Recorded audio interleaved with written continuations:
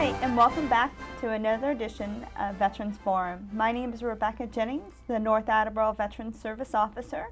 And today we have a guest that would like to share with you some wonderful information. Welcome. Thank you. Your name is Sue Katz, and you're from American Consumer Credit Counseling. You got it right. Most people mess up on that one. That's right.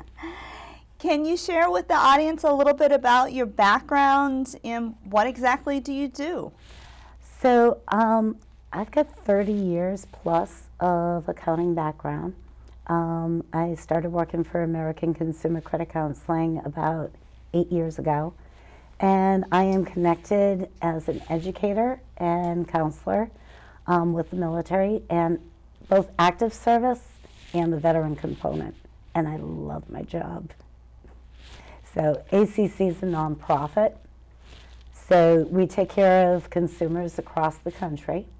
And we're one of the best nonprofits out there, I have to say. Lowest I have to prices. say that I have to agree Yes. with you. I work with a lot of vets, referring them over to your organization. Yeah, we take pride in taking care of everybody, but I have a special heart and special place with the military and veterans of the community. So through the organization, we offer budget counseling in all 50 states. We also do debt management programs. We offer a student loan We'll counseling. dive into those a little bit more deeper. Oh, okay. Yeah. All right. We offer student loan counseling, housing counseling in Massachusetts. We also do bankruptcy certifications. And then on the education side, which I'm on, there are 3 of us that go out into the community teaching about budget, credit, identity theft issues. We also do one-on-one counseling as well while we're out in the communities. So it's just the best job I could ever wish for. Now you mentioned a little bit about the counseling that you offer. What do you exactly do for service members and veterans with this counseling? So it depends on what the forum is. So if I am teaching classes, like I said, we basically go over budget, credit, identity theft issues, depending on what the curriculum is that the place that invites me in wants.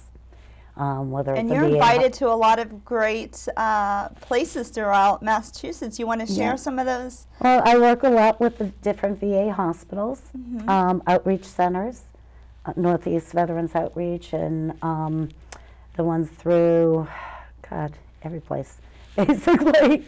I work on And the base. Yellow Ribbon programs, of course, Yeah, too. Yellow Ribbon programs. I work on base, and I work out of the different armories.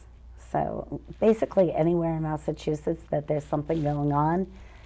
If I could clone myself, I'd be at all of the events, but I am at as many as I possibly can be. So you really have a great understanding of all these branches and the components and the mobilization cycles that affect service members and veterans and how that comes into play with their credit score and their finances. Very true.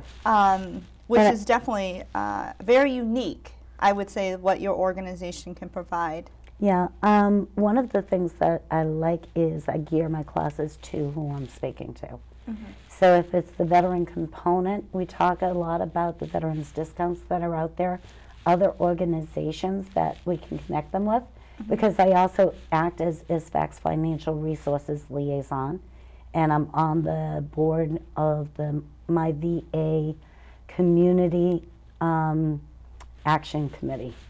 So on the veteran component, it's getting them the resources that they need out there for keeping their budgets going, getting their And credit you're really going. customizing these to the individuals. Oh, yeah. And on the active service component, it's letting them know about the Soldiers and Sailors Act. It's letting them know about how to keep themselves away from identity theft. You know, I how think their a lot of folks affects them. really, I mean, their service members and our veterans don't know about the Servicemen's Relief Act and understand, especially when they mobilize, how this can essentially affect, you know, a lot of the decisions that they're making in preparation. Oh, yeah. Having your credit cards capped at 6% while you're on orders is a big deal to help It's a big somebody thing. out. And with all the extra benefits that they get with the tax-free money, the savings deposit program, their TSP, when they're away serving, they have a chance to load up on funds so that when they come home, if they do have debt out there, they can pay it off, and or maybe buy a house or something like that. So it can be a win-win for a soldier if they learn ahead of time. And just like that aspect for a veteran, if they can get their lives back in order or get their credit report strong. I mean, the DETs have veteran service officers, quote unquote, that work for the DETs that put them right up in What's a DET? Division of Employment and Thank Training you. spot. Sorry. That put the veteran right up front for job seekers. But most employers want to see a credit report that is in repair or working towards that. So there's a lot of things that most folks don't really understand about their credit, especially how it can affect not only purchasing a home, but also potential employers. And when they run that credit report, they really want to look at those key numbers. And we're going to dive right into that. So why do people need to understand their credit report, and how do they get a copy of it? You know, it's really funny because a lot of people think, oh, I can live without credit, but in this society you can't, because so many businesses, so many landlords, so many employers have been burnt by people that owe them money. So they're looking at credit reports even just to rent an apartment. You have to have something that's ongoing.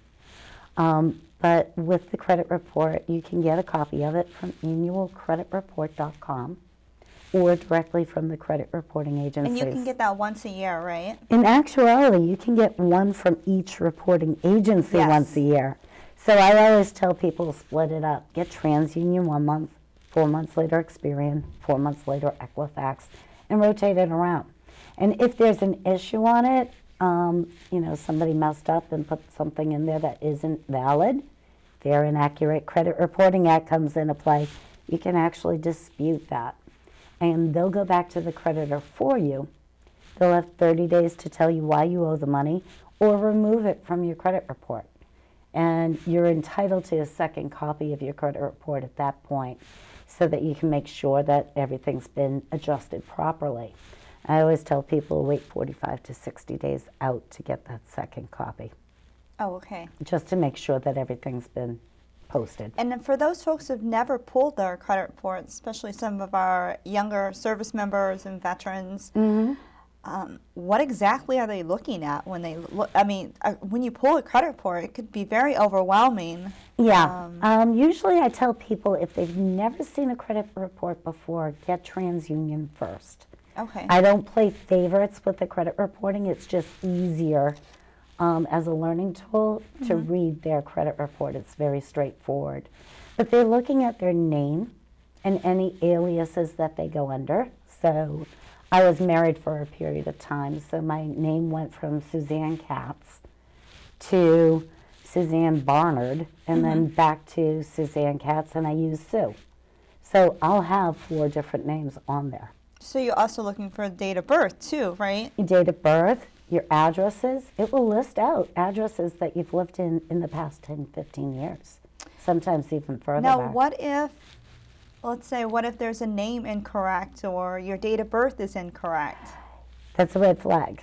That's a red flag. And you do need to contact the credit reporting agencies or do a dispute on annualcreditreport.com about those issues. It can be a red flag for identity theft. Okay. It can just be a issue that somebody messed up. A lot of times I also see people that are a senior and a junior have their credit reports kind of like switched off. Oh my goodness. So somebody's things might be posted to the wrong persons. So it is important to look at it every 4 months and to make those corrections. Then you have the meat and potatoes, all the accounts that you have. And it's important to look at each and every one so that you know that they are your accounts. Especially if there was something wrong in the top, there may be something wrong in the bottom. One thing I wanted to ask you, what was your thoughts of, we do see folks organizations out there that you have to pay to pull up your credit report. Yeah, stay away from all of them. To monitor your credit report every single month. I mean, credit monitoring is not a bad idea.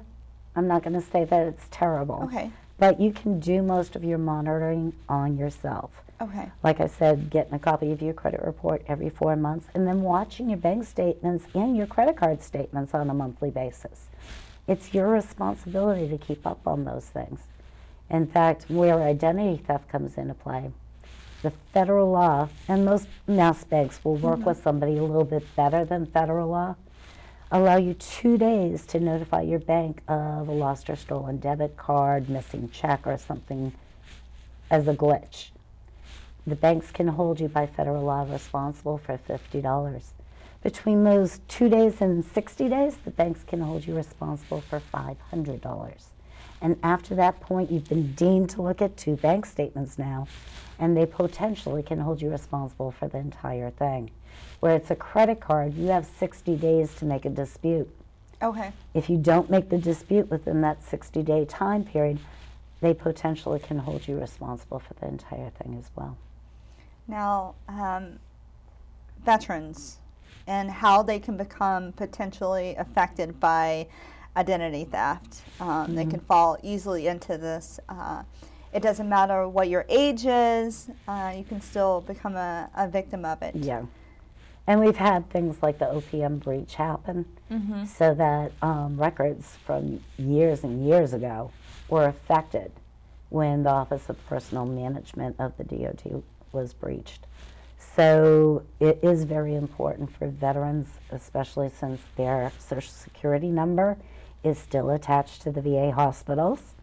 And then also when their telemarketers are calling. Yeah, and telemarketers are calling. And also, believe it or not, military and veterans, along with senior citizens, are hit more than anybody else. So the thing is, if you don't know who it is, you don't give out information. If you're contacting somebody about an issue, great, they can ask you all the security questions in the world. Be grateful that they're asking you those. And I'm hoping that people change their security questions, not to their mother's maiden name, but to something obscure. Because any public record has their mother's maiden name. The military has us do the acronyms and, the squiggly lines, alphabetical numbers. And much safer. Yeah, it's like safer. 12 to 14 characters. Right. So. But that's really what you're saying is you really want it to be a little bit harder for when you're developing these passwords. Not just the passwords, but most places have security questions for you, like your bank. The most common one for them to get from you is your mother's maiden name. That's out there on every public record. You don't want the first street you lived on or your first pet's name. You want something obscure. So, say I call my bank. They'll ask me what my mother's maiden name is. I have to give them what my security question is and the answer in order to make the transaction happen. If I answered with my mother's maiden name, they'd know it's not me. So, doing things like that can help make you a little bit more secure. How often should you change your security questions and your passwords?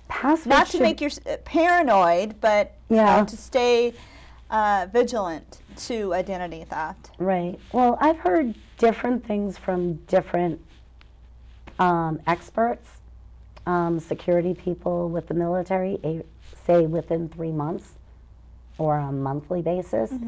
Usually I go with 3 to 6 months. And like I said, having the passwords be something obscure. And not writing them down.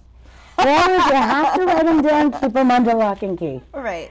Yeah, and don't share them with other people. Too many things happen in relationships. I hate to say it that way, but even in relationships, you should be sharing those passwords or security questions.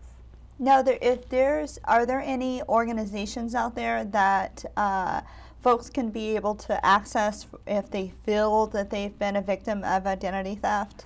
Oh yeah, if you have been a victim of identity theft, there are certain steps you must take.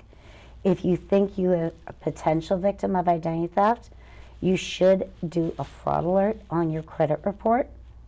and that is free. An initial fraud alert lasts 90 days. You can have it extended up to 7 years. Basically, it is a stopgap. So say you go down to Home Depot to open up a credit card. They will not issue you that credit card that day. They must verify that you're really you before they issue that credit card. And also, if you feel that you've been a victim, a potential victim, you should contact anybody that it might affect. So say your bank card got lost. You would call your bank, have them issue you a new debit card, okay, with a new number. Or if you thought your checking account got hacked, you would want to transfer your money into a new checking account, or a credit card, the same thing. If you have actually been a victim of identity theft, you must get a police report.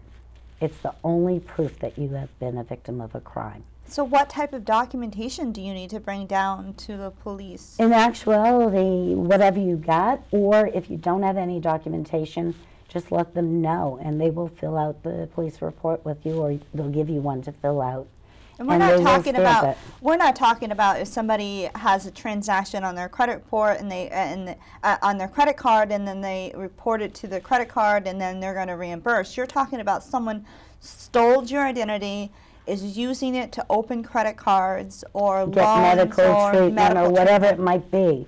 There have been people that, believe it or not, have been pulled into police stations because somebody else committed a crime in their name.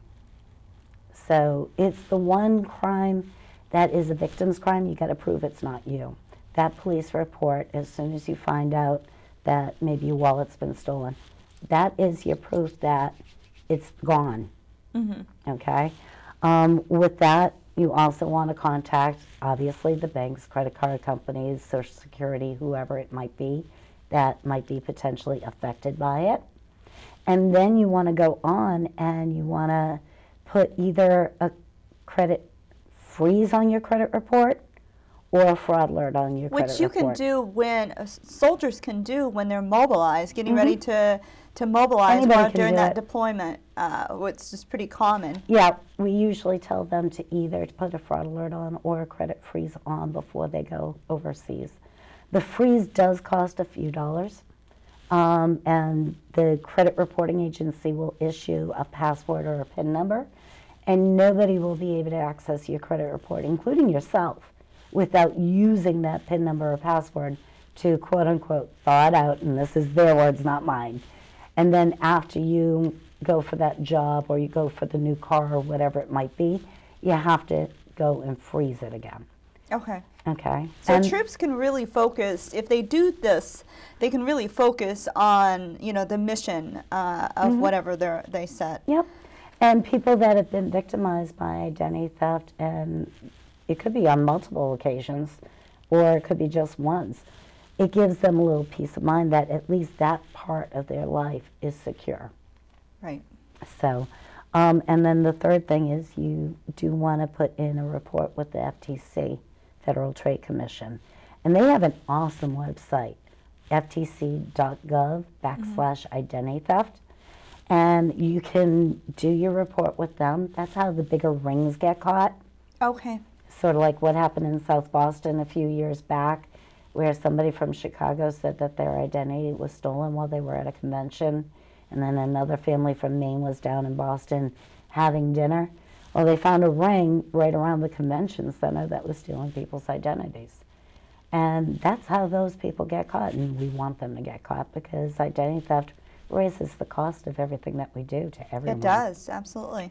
And where your point came about us having people do credit freezes or fraud alerts on their credit report before they go overseas, those soldiers also, when they come back, do want to check their credit report when they come back to make sure that nothing's there. And they also want to notify their banks of them coming home because transactions could happen after they return home. Right. One thing we wanted to hit on was, all right, so your credit score is not what you wanted it to be. what can you do to improve this credit score? So, you know, if you're going to that potential employer and you got declined for a job you really wanted, like, what can you do in order to increase that credit score? Number one thing is go back to that budget and see how much money you got to work with first. Pull the credit report, look at the different accounts that you have out there. A credit report or a credit score can float depending on who's looking at it. Okay, so you're not going to have the same score with everybody. And that's why I tell people, don't even bother with scores. Look at the meat and potatoes of their credit report. Okay. What happens now matters the most. After the first year, it drops by 40% of what anybody's looking at, and another 20% they're out till it's gone. Okay. Good things last on the credit report. For 7 years, right? Actually, for longer. They Really? can last 10 or 12 years or even longer than Well, that. especially if it's good history, right? Yeah, good history lasts a long time. Bad things, in general, fall off the credit report after 7 years. Okay. And that's 7 years from the last transaction. But there are certain things that don't come off. So if you have arrears child support, you need to contact Mass DOR Child Support Division. And for veterans and active service members, there is a dedicated line. For arrears student loans, you need to call student loan people. Can't Not hide gonna from the come student off. loans. Yep.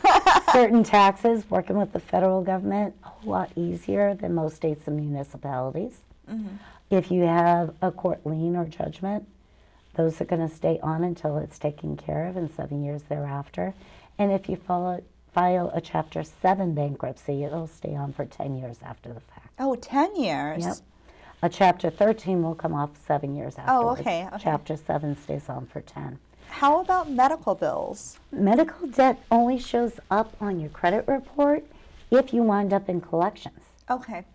So first part of the score, 35% of that is on-time payments. So if you've fallen behind, just by making the minimum payment or a little bit more is going to start getting you back on track. Okay. Remember, people report to the credit reporting agencies usually on a monthly basis. The next 30% of the score is how much available credit somebody has versus what they're using. Okay. The lower the usage, the higher the score. So by paying down debt will bring the score back up. The next 15% is history and longevity. Somebody that has issues in their past actually can have a better score than somebody that never had credit before in their lives. Somebody that never had credit in their lives don't have a score whatsoever. We don't know you. Which is really difficult for those young folks out there Yeah. that are trying to establish credit. What I usually tell them to do is to get a secured credit card through a local bank or credit union. I like local banks and credit unions because usually there are low or no fees associated with it, and their interest rates are much lower starting off. In fact, a credit union is capped by federal law at a 19% default rate. So by getting a secured credit card, they open up a certificate of deposit with the bank that offers it. They issue you a credit card for the same amount of money. Your money's over here. They're not going to touch it unless you default on the credit card, and it's making interest for you. You buy small things on that credit card that you know you can pay off in full at the end of the month. And with each statement, you pay it off in full. That will bring a credit score up and establish credit for somebody that's never had credit before. How about loans very versus quickly. credit? Well, let me ask about that. A loan, I would make the payments normally if you have debt out there. Okay. A loan has a start and an end to it. So when the loan ends, the history ends. And in actuality, you can drop your score a little bit when that loan ends, even if you had a great history on it, because it's closed. With a credit card, it's revolving, so it stays open as long as you are in good relations with the creditor. So whether you close it or the creditor closes it because you want to get rid of the card, well, it will drop a little bit. Right. if you've moved the credit onto something else, then it will keep going. And that 30% and the history part, which is 15% of your score, that matters a lot. So I usually don't tell people to close credit accounts. I usually tell them, keep them open, even if you're only going to McDonald's once every 6 months for a cup of coffee. That's enough activity to keep the card open and viable. Right. And you want that long history, okay? Whether it has bumps in the road or not. The longer the history you have, the better score you're going to have. And the last two areas of the score are only 10% each. One is type of credit that you have, which very small effect on you. By having different types of credit, it can bump your score up a little bit. But the other 10%, believe it or not, can affect you a lot, and that's soft inquiries versus hard inquiries. A soft inquiry does not affect your score at all, but each time you have a hard inquiry... Those are soft inquiries, just for our audience to know. Those are the ones that, let's say, your bank may be offering a promotion on a credit card, and they're doing a soft inquiry on your score. Is that correct? Ooh, very tricky in that spot. When they offer you the promotion, yes, they did a soft inquiry. When you accept that promotion, it becomes a hard inquiry. So soft inquiry is an informational pull only. It's you go and get a copy of your credit report from one of the 3 credit reporting agencies or annualcreditreport.com. It's when a nonprofit like my organization helps you review your credit report. It will be done softly. If you go to your local bank, it may be done as a hard inquiry because they sell product. So you have to ask your bank. Usually it's only 3 points though, so it's not a whole lot. But 3 points for somebody with very low credit is a lot. Okay, and exactly. Remember, hard inquiries only last on the credit report for 2 years. So you regain half of it after the first year, half of it after the second. If you get the promotional thing, like I said, when you accept it, now they're going to pull your credit report again to determine the amount of credit they'll give you and at what interest rate. So now it becomes a hard inquiry. And the more hard inquiries you get, whether it's 3, 5, 7, whatever points, depending on how much you're borrowing, the more it can affect your credit score. So the rule of thumb is 5 or less hard inquiries over a 2-year period of time. And there are 2 exceptions to that rule. If you're looking for a car or a home, they allow you 2 weeks to shop around because they're big ticket items. So as long as you keep it within that 2-week period, all the inquiries will show on the credit report, but point-wise, it'll only hit you once. That's good to know. You shared some great information today with our audience, and I appreciate you coming on and talking about what exactly is the credit report and how identity theft can really affect us and what can we do to improve our credit score. So, Sue, thank you so much. I'm very happy to be here. If you want to tell our audience what is the website and how can folks get in contact with you to be able to learn additional information. Yep. Our website is www.consumercredit.com. We also have an 800 line if anybody needs to speak to a counselor. It's 800-769-3571. And you can reach me at skatz, K-A-T-Z, at consumercredit.com, or I do give out my cell phone number. It's 857-636-1825. I'm very rarely in the office, so I always tell veterans and active service members, feel free to call my cell phone.